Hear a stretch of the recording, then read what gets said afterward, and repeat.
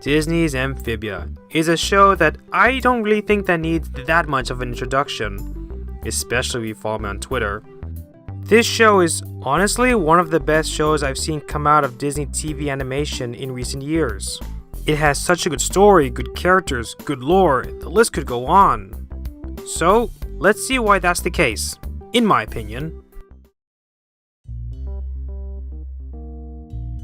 So for those out there who don't know, Disney's Amphibia was created by a man named Matt Browley. After wrapping up work on Gravity Falls, another Disney TV animated series, he set to work on his own series about a teenage girl named Anne Boonchoy, who gets trapped in a world full of talking frogs. Matt and his team had already began making concept drawings of the characters around 2015, which eventually led to the creation of the pilot in 2016. But the series wouldn't be fully greenlit for production until 2017. The series' first season wouldn't premiere until 2019, with its final season airing in 2022. To be honest, after watching Gravity Falls, I can kind of see where Matt got a lot of his inspiration from, as there's a lot of stuff scattered throughout the series that feel very Gravity Falls-like, some more than others. Which is not a criticism, but once you see it, you really can't unsee it.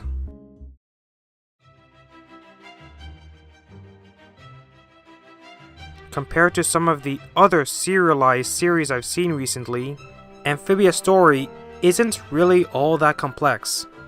It's basically just about a girl who finds herself in a strange place and just wants to go home. It's a story that isn't really all that unique, but it's what the creators do with it that really sells it for me. I'll get more into it later when I talk about the characters, but each one of the main cast, and some of the side characters, has a lot more going on than what's seen on the surface. You really do see these characters grow and change throughout the show, which makes them feel more realistic in that regard. To the point where, if you're like me, you are so sad to see them go that you end up crying while watching the series finale. Twice.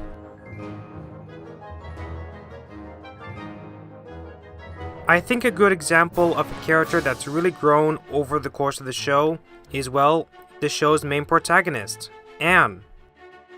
By the end of the final episode, she's a very different person than she was when the series began.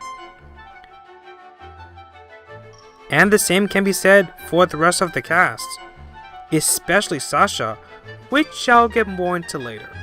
Almost every character has their own little arcs that you see play out over the course of the series.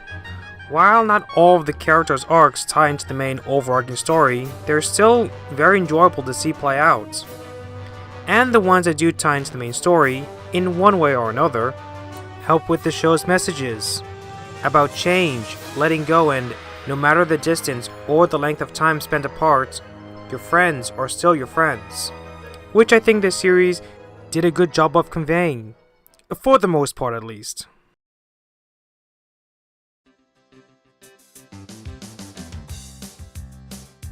As of right now, the show currently has 3 seasons under its belt, as it was always intended to, or parts as they're classified as.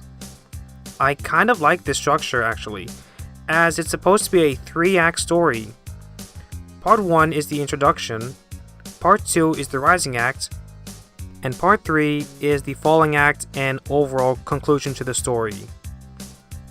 So, as Season 1, or Part 1, is basically the introduction, until the last few episodes, nothing really major happens, as it's mainly just to set up the main cast, do some basic world building, and just overall be more relaxed and easing the audience into the series. A calm before the storm, if you will. Just nice, week-to-week nonsensical adventures while giving the audience hints of what's to come. And I will say, it did a decent job doing so. I like the subtle setups and foreshadowing, like with Anne's glowing blue eyes at the beginning of Anne or Beast, the secret tunnels underneath the Planter house, Hop-Up finding about the Calamity Box, the introduction of Valeriana, the list goes on. My favorite is how they set up Sasha and her conflict with Anne. I really like how they keep Sasha a mystery until Prison Break. Really does keep the audience thinking like, who is this girl and what's her story? A similar thing can be said about Marcy, which I'll get to later. The only hint the audience gets on who either one of these two girls is the small bit of dialogue from Best Franz, where Anne says, if a friend likes a pencil case, you get it for them. If your friend likes your new shoes, you give them to her. And if your friend wants you to steal a crazy music box from a thrift store, even if you really don't want to, you do it, okay? Because if you don't, they might not want to be your friend anymore. Then when Prison Break and Reunion happens, you basically get confirmation on which one Anne was referring to. I also like how it does give a good idea on how this world works, at least in the more rural areas of Amphibia. And it does a good job of establishing Anne's relationship with the planters. As far as the episodes go this season, a lot of them are really good. A lot of the concepts are fun. And as the season progresses, you can really see some of the growth in the characters that will become more prevalent in the following seasons, which all builds up and pays off in the season's finale, Reunion. I'll go into more detail when I talk about the characters, but I will say I really like Anne this season. Her arc is really good. Over the course of the season, she goes from a stuck-up, irresponsible kid to a more mature person who can really stand up on her own 2 feet, which is prevalent in Reunion. During the fight scene with Sasha, she really does go from zero to hero. I mean, the citizens of Wardwood decided to award her with the Frog of the Year award in Anne of the Year. Aside from Anne, the rest of the cast are also genuinely well-written characters. They all, like Anne, are flawed, and nearly all of them have their own little story arcs, which are nice to see play out. A lot of them have their own unique quirks, and I'm glad to see that not all of them were just one-offs. Now, animation-wise, it's good, though maybe a bit choppy in some places. But it does hold up, and the lighting and animation in some shots are actually pretty good, especially during the fight scenes. A similar thing can be said about the music. It's really nice and upbeat, and somewhat catchy. I do like the banjo theme that's used for Wardwood's theme. It really does help sell the farming community vibe of the town. Though I will say, I do find it interesting how some of the themes, specifically when something significant happens, is just a variant of the end credits theme. Not really a complaint, but it was just something I thought was worth bringing up.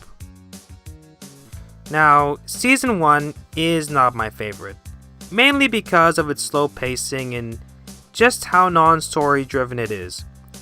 I know that sounds odd given I literally just praised Season 1 for its slow pacing and how non-story driven it is, and while I do stand by that statement, personally, I just prefer and find myself rewatching more of the story-driven episodes we got in Seasons 2 and 3 than the week-to-week random adventures we got in Season 1. So, while Season 1 isn't really my favorite, I do like what it sets up, and how it's a nice slow introduction into the series, as well as Anne's arc this season. So, I'd say a 4.5 out of 10.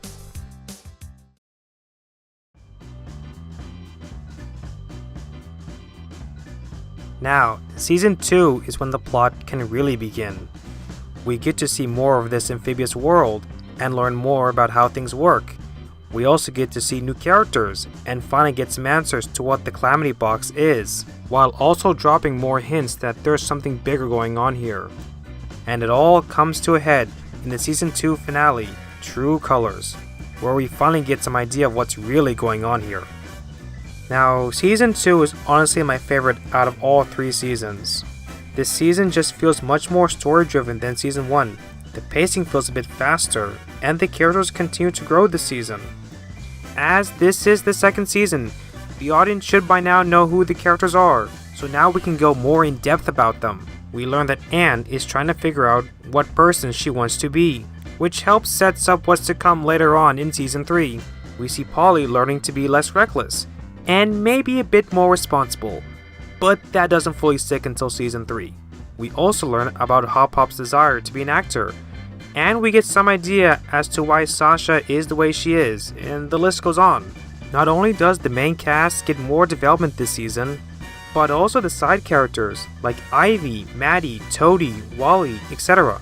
Nearly all the characters this season old and new or enjoyable to watch, and it's nice to see the growth that the already established side characters went through in the previous season stick. Some good examples of this are episodes like Swamp and Sensibility, Ivy on the Run, and Toad to Redemption. Now, the only character this season that really didn't work for me was Frobo. Now, full disclaimer, I don't hate him, but there really isn't that much to him.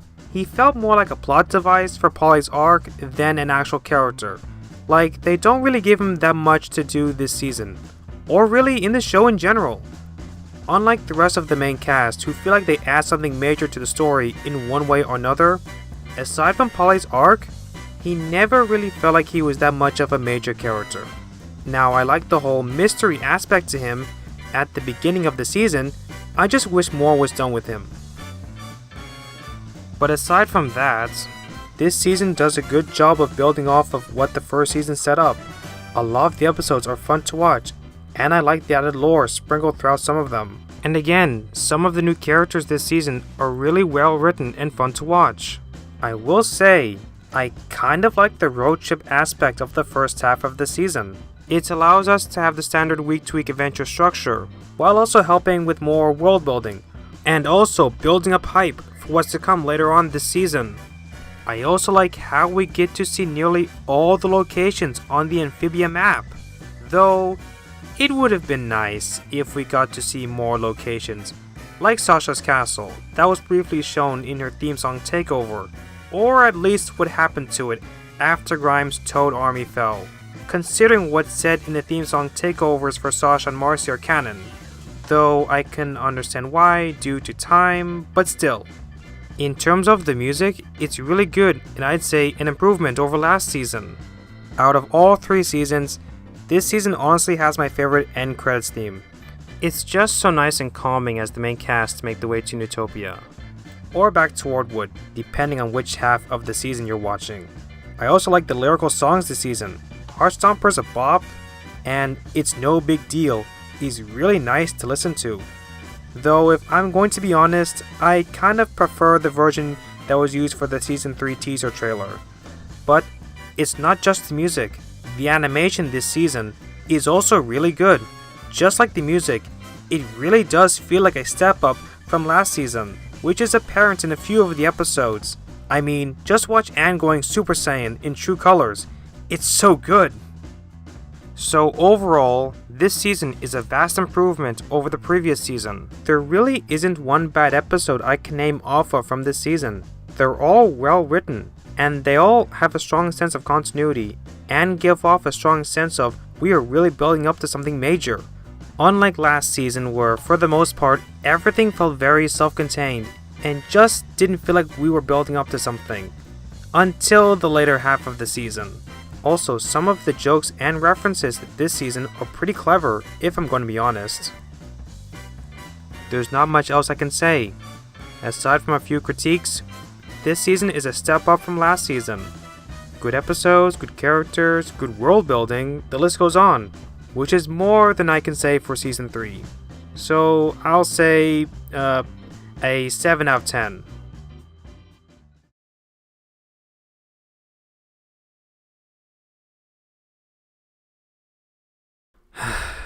So season 3 is the final season of the show, and if I'm going to be honest, it's my least favorite. After the amazing season finale that was True Colors, I was really expecting the team to outdo themselves this season, and did they? Well, yes, and also no. You see, season 3 feels like it's trying to be everything. It's trying to be season 1 with the fact we're in a new world, that being Earth, and doing the whole fish out of water thing with the planters, with them learning about Earth, similar to what we saw with Anne in season 1, while also trying to be season 2, continuing the main story by adding more lore and hints of what's to happen in the finale, and trying to wrap up all the plot points that have been set up over the course of the last 2 seasons. And it kind of worked, mainly towards the end of the season. Like, we do get closure on the character arcs for Polly, Hop-Hop, and Sasha, and we get more info on the Calamity Box, as well as King Andreas' backstory. It's just the way they went about it for the most part just left a lot to be desired, in my opinion. The first half of the season feels very self-contained, like Season 1, and until we get to the halfway mark of the season, it just doesn't feel like we're getting anywhere. Like, sure, I expected some nonsensical adventures, but I was still expecting the continuity to be much stronger, with the stakes this season being raised even higher compared to the previous seasons. Like, Anne literally saw her friend, that she's known since preschool, get stabbed, and also learned that she was the one responsible for getting her initially trapped in Amphibia. You would think that she would have some scars from that, or it would be brought up in a major way. But no, what happened to Marcy, aside from the one line of dialogue in New Normal, is never addressed by the main cast again until Commander Anne. Like, the first episode of Season 3 picks up right where True Colors left off, and Anne acts like everything is fine.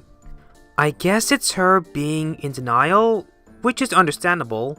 This theory is supported in New Normal when Hop-Hop asks Anne if she really does believe that Marcy's, well, dead. And Anne interrupts him by saying that she's alive, Hop-Hop. She's just gotta be. But if that was the case, then it would have been nice if it was made a bit more obvious to the audience. Like, I know the real reason is because Disney wants to keep the show upbeat, in spite of the darker tones this show tends to go for, but still, it just comes off as, oh yeah, we're just going to ignore and brush off what literally just happened a few minutes ago. Another issue I had was basically how they handled Sasha this season. Now, I don't hate Sasha.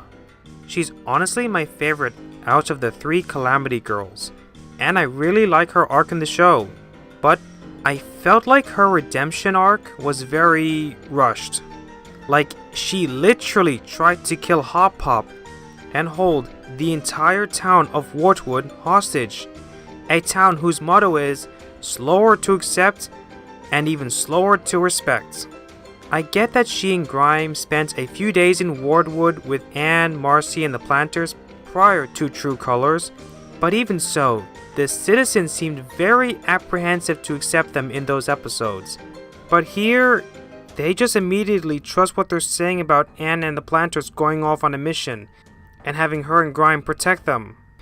And then when it's revealed that they were lied to, before Sasha and Grime saved them from Andreas' frog robots, they just seemed to accept them. I get what they were going for, but the whole thing just felt rushed. Also, some of the new human characters, aside from Anne's parents, aren't really that interesting. Like Humphrey and Molly Joe are fine, I just wish more was done with them, as they felt more like one-offs with not that much going on with them, compared to characters like Ivy and Wally. Even the new characters introduced in Season 2 seemed more interesting, memorable, and unique compared to what we got in Season 3, regardless if they were a one-off or not. So to sum it up, most of the new characters this season mainly just felt like they were there to wrap up what loose ends were left hanging for the character arcs of the main cast, with the few exceptions I can think of being Mr. X, Dr. Jan, Terry, and Anne's parents. The tail end of Season 3, when we get back to Amphibia, feels more structured. The pacing feels a bit faster. We actually feel like we're getting somewhere. And we do get to see some familiar faces from the previous seasons, just to give them one last time to shine on screen before it's all over. But again, I just can't help but feel some aspects of the season felt a bit rushed, or at least some of it didn't have that great of a setup, which I'll go into more detail later. So I'd say I give Season 3 a 5 out of 10. Full point for making me cry during the finale.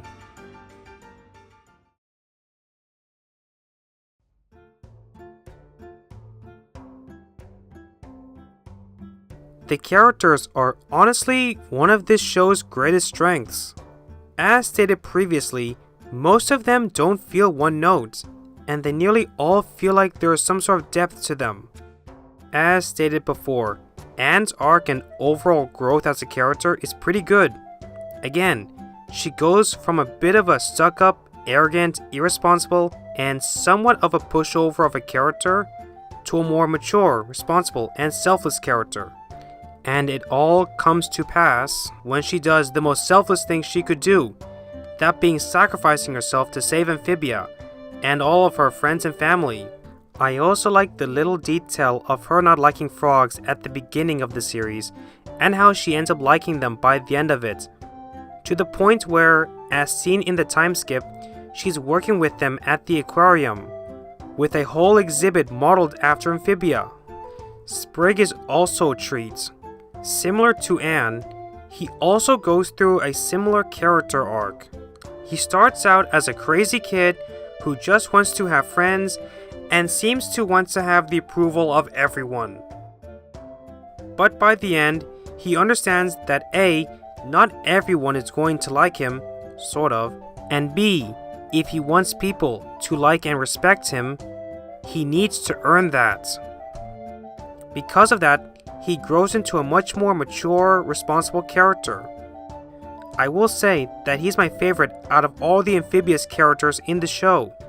The antics he gets into, especially in episodes like Spider Sprig, are very entertaining to watch. I also like his dynamic with Anne. The two play off each other really well, and in some ways are very similar, as both characters' social lives aren't really the best at the beginning of the series, which in turn helps them grow closer and help each other, with Sprig helping Anne understand what a real friend is, and Anne helping Sprig by simply being his friend, as well as with his aforementioned overall growth and maturity. As stated previous, I like how some of the side characters get some focus and development. Like, we get to learn more about Maddie, Ivy, Mrs. Croker, Toadstool, etc. over the course of the 3 seasons. So, despite how serialized this series is, it's nice to see the side characters get some screen time dedicated to them. My favorites are honestly Ivy and Wally. I like Ivy's episodes, and I like her relationship with Sprig. And Wally's just a fun, crazy character. I like how he effectively teaches Anne to not worry about what others think of her, due to his seemingly carefree nature. And in turn, Anne returns the favor by effectively teaching Wally the same thing, but in regards to his family. Back to the Calamity Girls, aside from Anne, I really like Sasha. Out of the 3 girls, she's honestly my favorite, and her growth and arc is very interesting to watch. She starts out as a self-centered bully, manipulative type of a character who, while she obviously does care for her friends, still tends to act pretty despicable. But after reunion, she begins to reflect on her actions, and over the course of the series, she slowly begins to rethink about everything she has done. We also slowly learn why she is the way she is, with little hints like in Battle of the Bands, where she explains how if she's not in control, she'll go crazy, which is evident in episodes like The Dinner and Barrel's Warhammer. This gives the audience some idea that there may be something going on that we're not seeing, which is subtly confirmed in the Season 3 Christmas special, Froggy Little Christmas, where right before the credits, we see Anne writing letters to both Marcy and Sasha's folks, with the letters explaining where Sasha and Marcy are. The camera then pans up to the envelopes that are addressed to both of the girls' families, and we see that Sasha's parents get 2 separate letters, unlike Marcy's family, subtly showing to the audience that her parents are divorced, which is confirmed in entry 86 in Marcy's journal, which pretty much explains everything about Sasha, as she likely feels like she has very little control over her life. But Despite that, she still feels a sense of guilt about her actions since reunion. Then, when True Colors and Turning Point happens, she finally realizes what a terrible person she has been, and then makes an effort to correct that. I also find it a bit symbolic when Darcy's taunting Sasha about how, as a fellow manipulator, she'd enjoy watching her manipulate Andreas. And then Sasha remembers what Anne said to her earlier about how it's not who you were that matters, Sash. It's who we are now that counts. She then musters up the strength to sever the cord to Darcy's helmet, saying, "I am not that person anymore," in response to her taunting, showing how much she has changed. Grime is also a decent character. I don't have too much to say about him, but similar to Sprig, I like the similarities between him and Sasha. He starts out as this grumpy, bully type of a character, but by the end, with Sasha's help, he becomes so much more. I also like how, in a sense, he is kind of a father figure to Sasha. He's the one who makes her realize and admit that the reason why she's upset in the episode Toadcatcher is because of her fight with Anne in Reunion. He's the one who makes Sasha go into the planter's basement and face what's bothering her in the episode Turning Point. You can really see how much he cares for her. I mean, the guy sacrificed his arm to save Sasha from Darcy. So, similar to Anne and Sprig, Sasha helped Grime, and Grime helped Sasha. As for Marcy, I'd say she's one of the more tragic characters in the show. Like, she intentionally trapped her friends in Amphibia out of fear that she would never see them again once she moved. And it seems like they really were the only friends she had, which one could argue weren't ever that great friends to her to begin with, as Anne and Sasha hardly gave her the time of day when it came to her interests, which shows in the beginning of the end and in some of the season 2 episodes. You get a sense of how unhealthy the girls' friendship is, or was.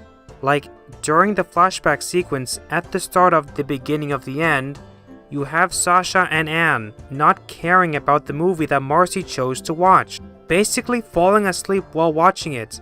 And it's said during the flashback that it's not the first time it's happened. On top of that, given everything established up until that point, you basically had Sasha not being interested in what Anne and Marcy, mainly Marcy, wanted to do, manipulating and pushing the two girls around, and Anne not being able to stand up for herself and feeling like she needs to protect Marcy due to her being clumsy and oblivious to everything around her, especially when she gets really into one of her video games. So while her actions were horrible, you can't help but feel some sympathy towards Marcy.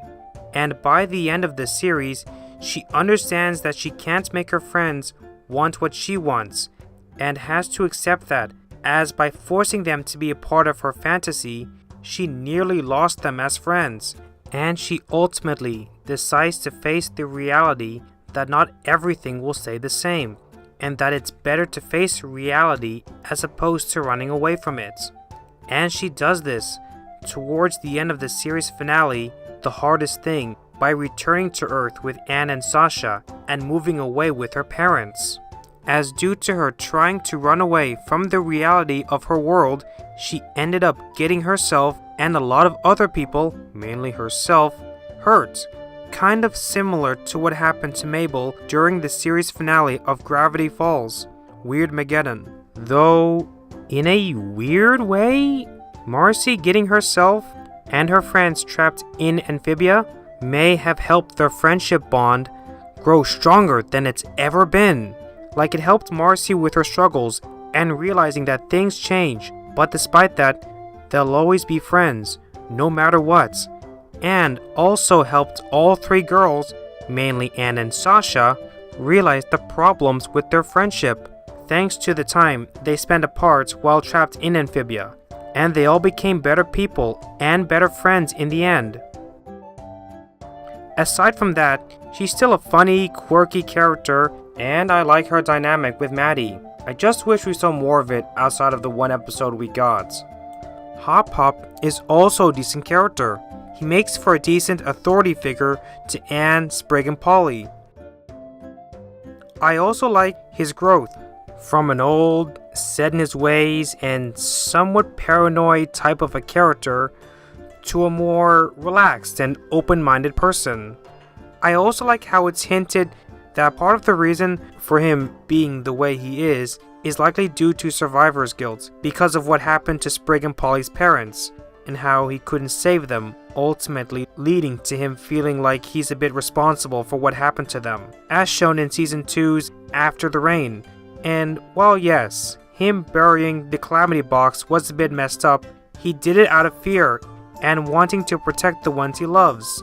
Plus, the name Calamity Box doesn't instill a strong sense of security.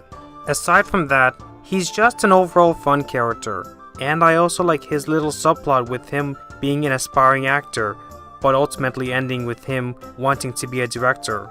And I also like his dynamic with Marcy.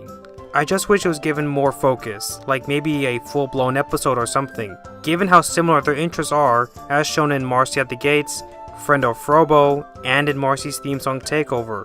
So it would have been nice to have seen more of it. Polly is also pretty decent.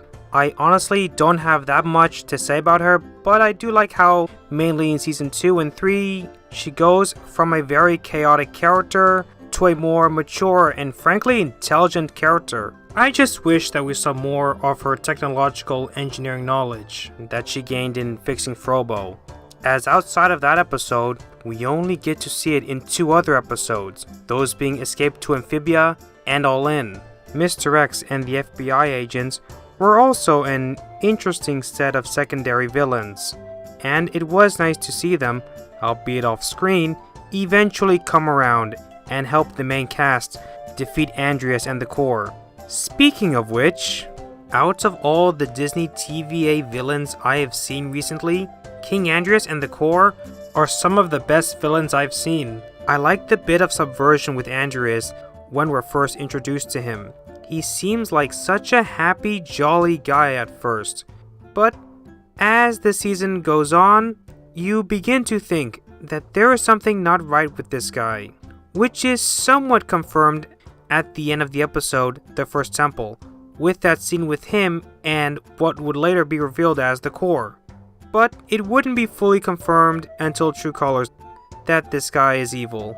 I also like the parallels between him and Anne, like how the Corps basically manipulated him into doing its bidding, ultimately causing him to lose all his friends. Kind of similar to how Sasha bullied and manipulated Anne, ultimately resulting in part of the reason why the 3 girls got trapped in Amphibia, with Sasha bullying Anne into not attending her birthday party and choosing to hang out with her and Marcy instead, which would ultimately result in the rift in their friendship. But we do eventually learn the reason as to why Andreas reports to this thing. As explained in Olivia and Yunnan, the Corps is a hive mind of Amphibia's greatest minds, one of those being Andreas' dad, as shown in The Corps and the King.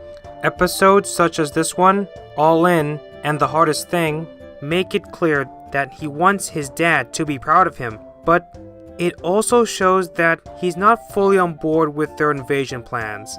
But he feels like he has to be, as he wants his dad to be proud of him, and since he feels like he has no real friends anymore, he likely feels like he has nothing to lose.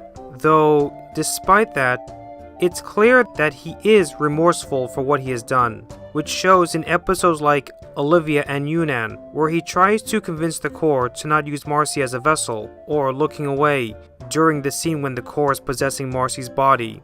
And then you have All In when he finally reads the note from Leave, and despite everything that happened, she never lost faith that he'd hopefully do the right thing, and he ultimately does, in spite of it meaning that he won't join the Corps, showing that compared to the Corps, he does actually have a conscience, as opposed to him just being the big scary Newt King. Back to what I said about the parallels between him and Anne, he also, in a sense, sacrifices himself to put an end to the battle, at least on Earth, by letting Anne run right through him, destroying both his armor and most of his body. And also during the fight scene in The Hardest Thing, he says the same line that Anne said to Sasha in Reunion when finally confronting both the Core and his dad. Something I should have done a long time ago. Standing up to you. Aside from that, he's a fun villain, and I like how he isn't fully redeemed, as seen in the time skip at the end of The Hardest Thing, where he's seen with shackles and chains around his body. So it's not like, oh, you helped us. Despite everything you did, we can just let bygones be bygones. No, he actually gets some form of punishment. I also like his relationship with Marcy. Like when Marcy shows up, he basically says that she reminds him of Leaf, likely being the first real friend he has had since Leaf stole the music box. And sending Beryl away. You can really see how much he cares for her. Heck, he did manage to convince the Core to not take her out initially, and as mentioned previously, in Olivia and Yunnan, he did try to convince the Core to find another host body instead of using Marcy. Other noteworthy characters I can think of are Dr. Jan and Terry, wish we saw more of their dynamic, and Anne's parents were a lot of fun. Those two are the definition of a power couple. So overall, the characters are very good, and in some ways, very relatable. You can really tell that the writers had a lot of fun writing for these guys.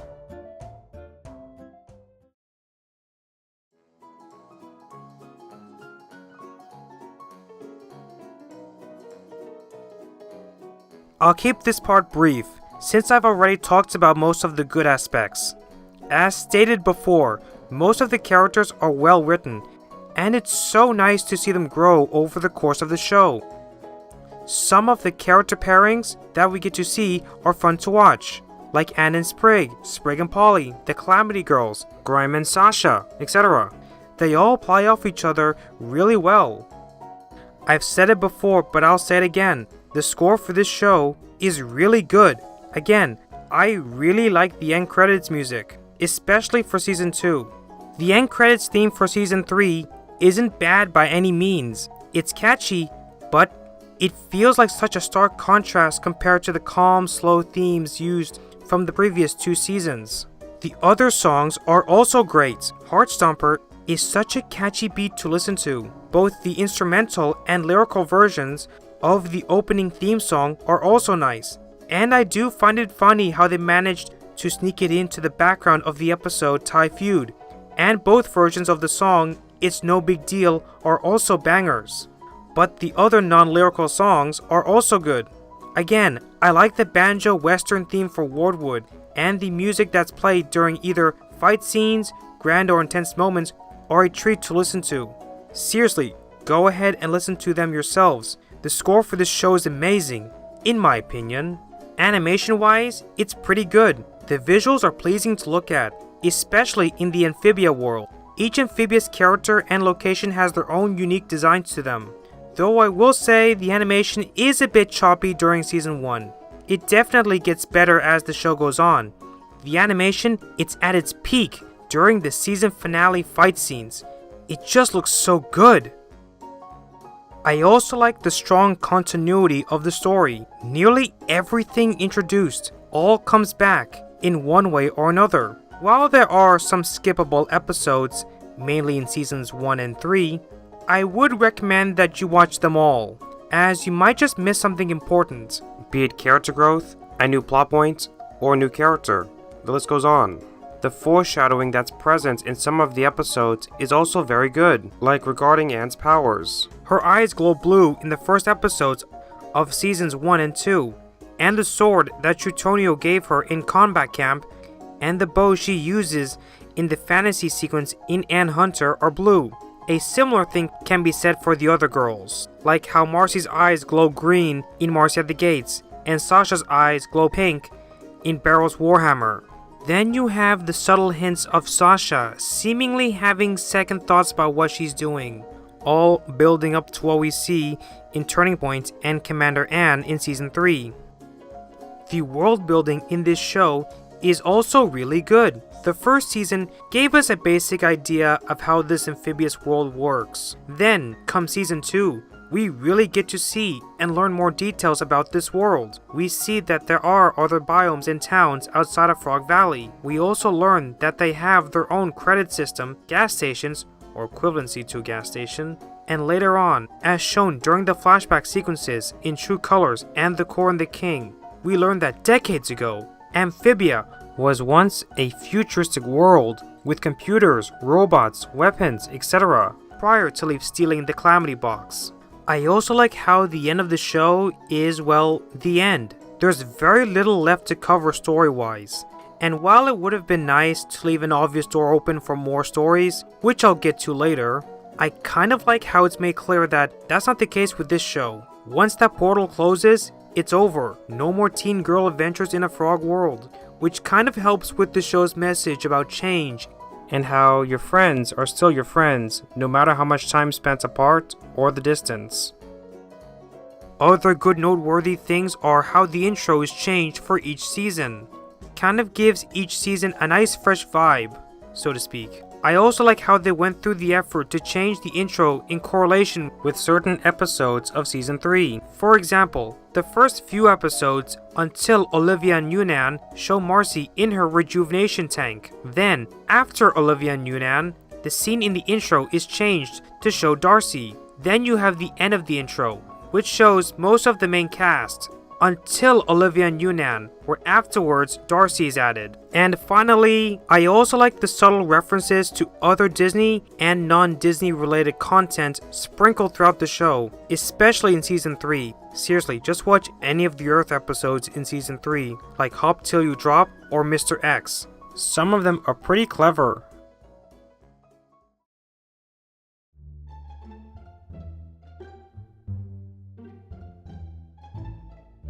Like everything in this world, Amphibia isn't perfect. It does have problems. To start off, given what Anne's mom said in Temple Frogs, it would have been nice to have at least seen some of that during either Season 1 or 2. Like, I'm not saying it has to be its own dedicated episode, but maybe like a little scene at the end of one of the Season 1 or 2 episodes. Like, Anne's about to fall asleep and she wishes her parents a good night. The camera then pans up to the sky. Then it transitions to Earth, where we see Anne's parents and her mom wishing her a good night, wherever she is. And we see some of the pots and pans that they were given in the background. What we got was fine, but still, as stated before, I thought Sasha's redemption was a bit rushed. Like, I think it would have been better off if it was its own full-blown double-length episode, as opposed to being a standard episode. Maybe it could have played out like Sasha and Grime return to Wardwood. Everyone asks them what's going on, so they tell them their lie. But not everyone believes them, so Sasha manages to convince them that she and Grime are telling the truth. I don't know how you would write this, but maybe have her saying something like, "Well, we were there and saw everything. Besides, you trust Anne, so you should trust us." Maybe not exactly like that, but something along those lines. The townsfolk reluctantly accept her and Grime, but still have their suspicions. As the episode goes on, Sasha goes around the town, painfully aware that the townsfolk don't trust her, which makes her feel even worse than she already did. Then, she overhears some of the citizens talking about all the good Anne has done since she arrived in Amphibia. So, Sasha decides to talk to some of the townsfolk who are willing to confirm to her what everyone has been saying about Anne is true, which it is. This causes Sasha to think about what they've said about Anne and compare it to what she's done. And it all comes to pass when she finally enters the planter's basement and stumbles upon Anne's journal. As Sasha reads the journal, with Anne's voice narrating, we see flashbacks to previous episodes, and maybe some off-screen events clearly set before they got transported to Amphibia. From Anne's perspective, it's at this moment when it finally hits Sasha how horrible she's been to both Anne, Marcy, and everyone around her, like Percy and Braddock. She then decides from that point on to make a change. The rest of the episode pretty much plays out the same from this point, but the only other difference is, at the end, the Wardwoodians don't just accept her right then and there. They're still skeptical of her, but reluctantly decide that they have to trust both her and Grime if they want to defeat Andreas.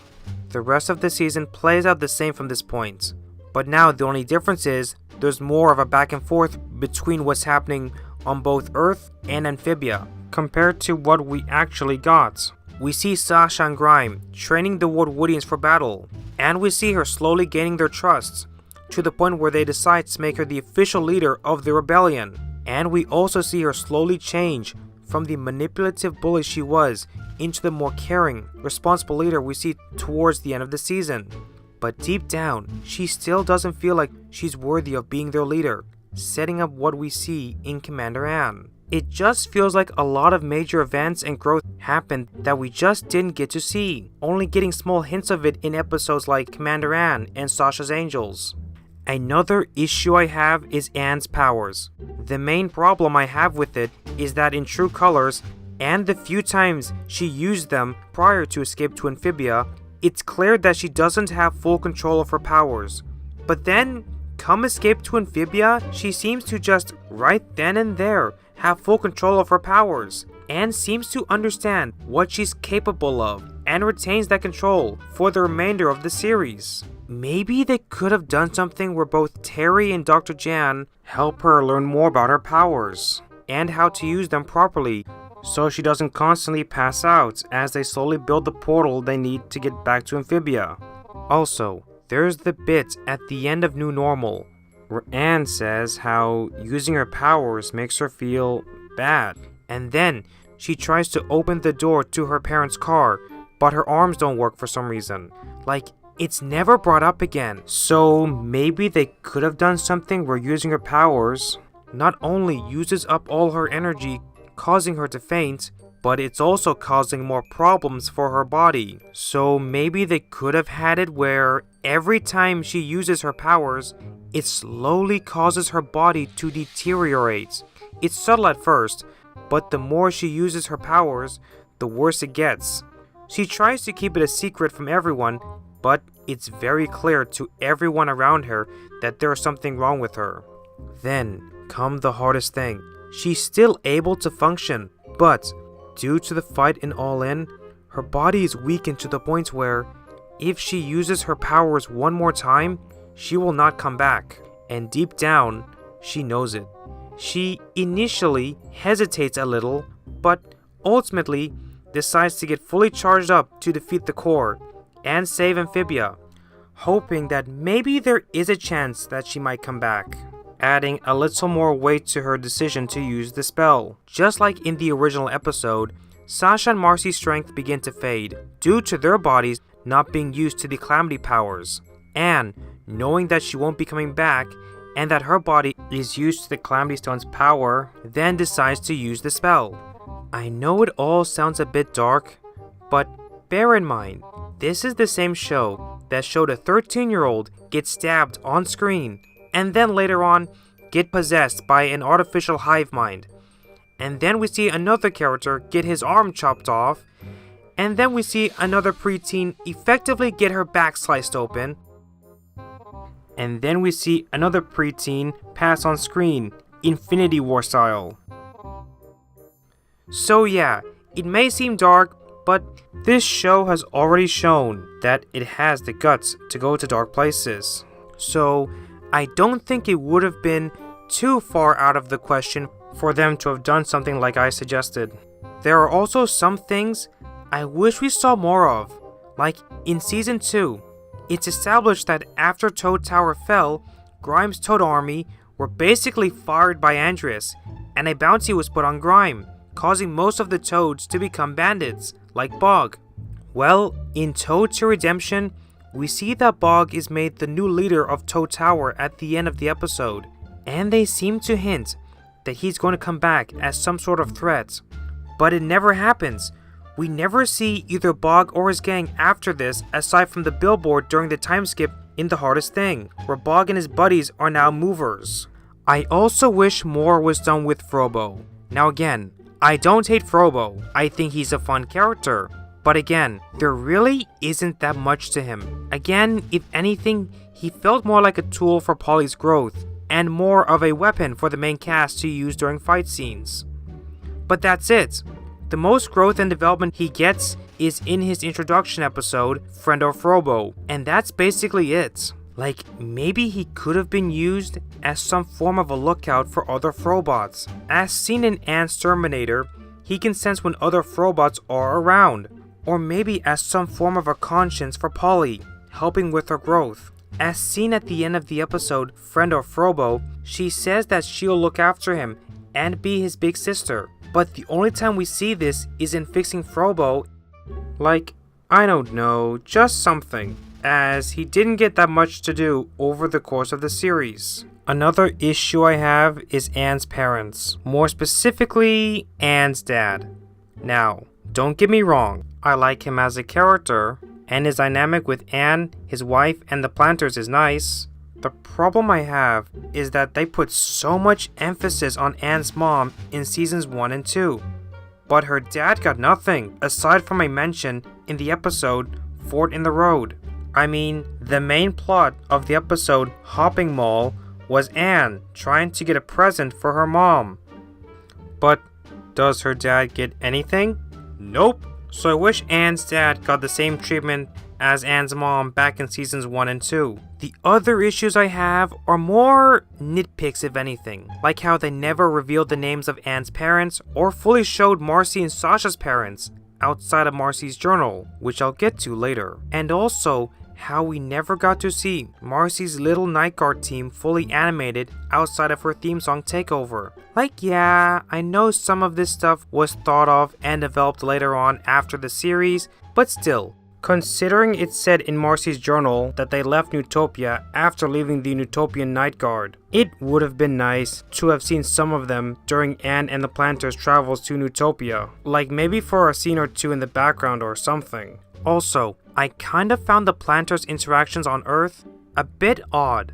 Like, I get what they were trying to go for, mirroring the whole fish out of water thing that was seen with Anne back in season 1.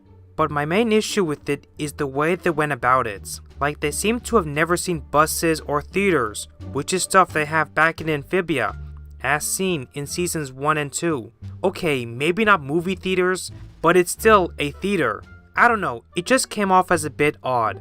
Like, maybe the intention in at least Mr. X was that Hop Hop had never seen a theater this big, but it didn't really come off like that.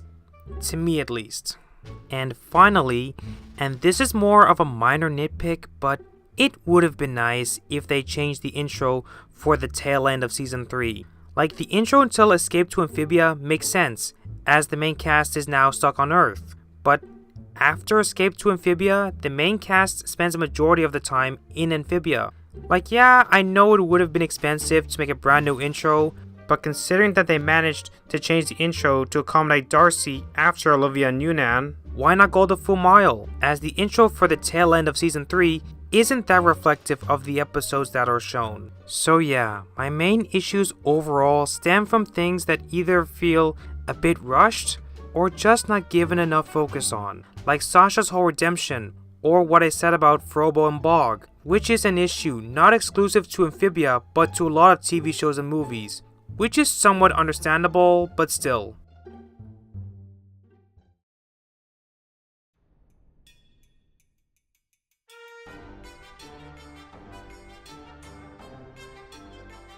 So, what are my overall thoughts on Amphibia?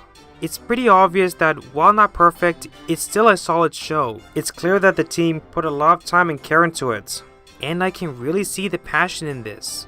And while there are some things I would have done differently, and part of me does wish we got to see what the original idea for the show was, back when it was called Amphibiland, which appears to have been much darker and grittier in terms of overall tone, I can't help but just be happy with what we actually got.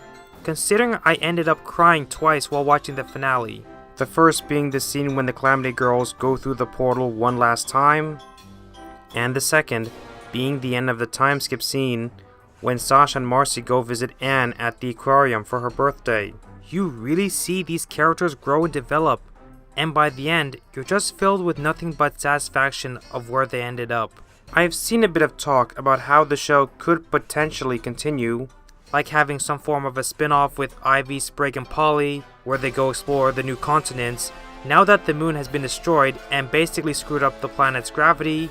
And while I'm not too against the idea, as it's nice to see some more world building and character development, at the same time, I almost don't want it to continue. Like, the ending just felt perfect. What's done is done. Plus, with no way for either Anne or Sprig to physically see each other again, it just wouldn't feel like Amphibia if it was just focused on one or the other. However, the ending of Marcy's journal does seem to hint that there is a possibility of them seeing each other again.